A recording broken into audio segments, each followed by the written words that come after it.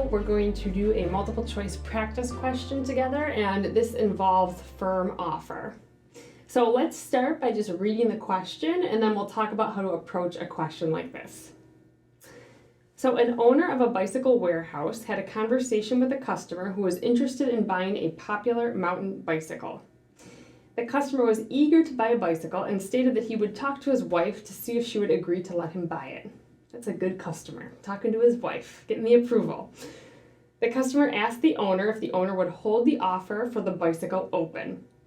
The owner assured the customer in a signed writing that the owner would hold open the offer for the mountain bicycle. No time period was stated. 2 months later, the customer arrived at the owner's store ready to buy the bicycle.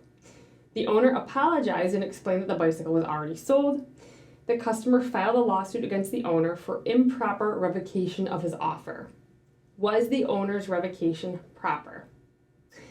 So in a question like this, I like to first pay very close attention to the call to question and what exactly the customer is suing for, because it says the customer filed a lawsuit against the owner for improper revocation of his offer.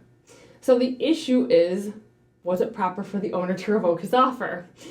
And that's exactly what the question asks. Was the owner's revocation proper? So remember the general rule that an offer can generally be revoked anytime before acceptance. And by the way, I'm starting to talk about the rule before even looking at the answer choice, because it's actually really helpful, especially when you practice and you're trying to get good at the skill of answering multiple choice questions. It's really helpful to start by trying to answer the question before looking at the answer choices. This helps you identify the issue, see if you can state the rule, and apply it, and get to the right answer before being distracted by answer choices that might look good but actually aren't right. So in this case, we're talking about revocation. And the general rule is that an offer can be revoked anytime before it's accepted. So again, I can create an offer and I can take it away. I can revoke it anytime before you say I accept.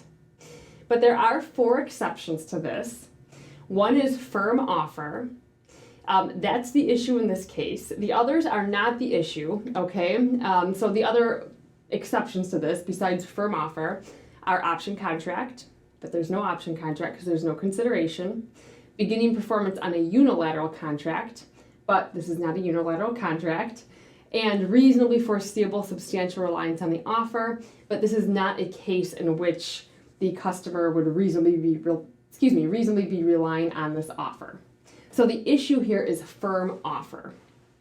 And the issue is whether the owner made a firm offer, and if so, if the owner's revocation was proper, since he had sold the bike after 2 months. So what is a firm offer?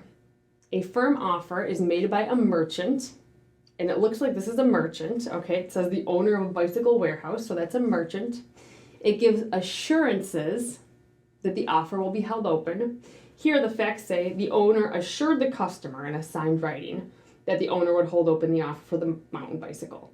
Okay, so it's made by a merchant. The merchant gave assurances that the offer would be open. Has to be for the sale of goods, and it is, because this is a mountain bicycle. So this is a good. Has to be in a signed writing, and in this case it is in a signed writing. It says in a signed writing, so the facts make that clear.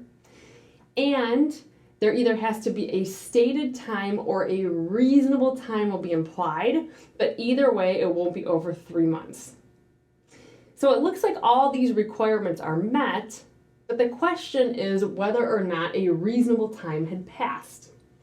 Some students look at this multiple choice question and say the owner's revocation was not proper because he revoked it after 2 months and he needed to wait till 3 months.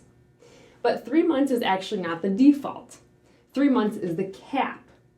The rule states that an offer can be revoked after a reasonable time not exceeding 3 months. So it can be a reasonable time, but it will not exceed 3 months. What's reasonable? Is 2 months in this case reasonable? Honestly, I don't know. We have a fact saying it's a popular mountain bicycle, but how fast are those selling out? I mean, maybe it's a mountain bike. Maybe it takes a while to sell out, even if it is popular. So maybe it wasn't reasonable. Maybe it was. I don't know. I don't know anything about mountain bikes, to be honest. And the good thing is the law or these questions don't require us to.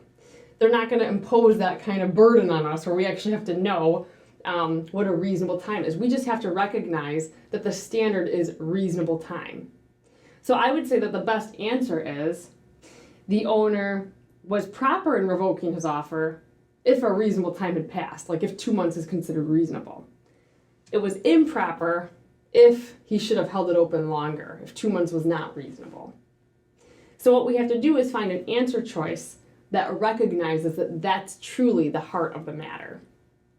So let's look at the answer choices and try to find one that matches that. A says no, because if a firm offer does not state a time period, it's held open for 3 months.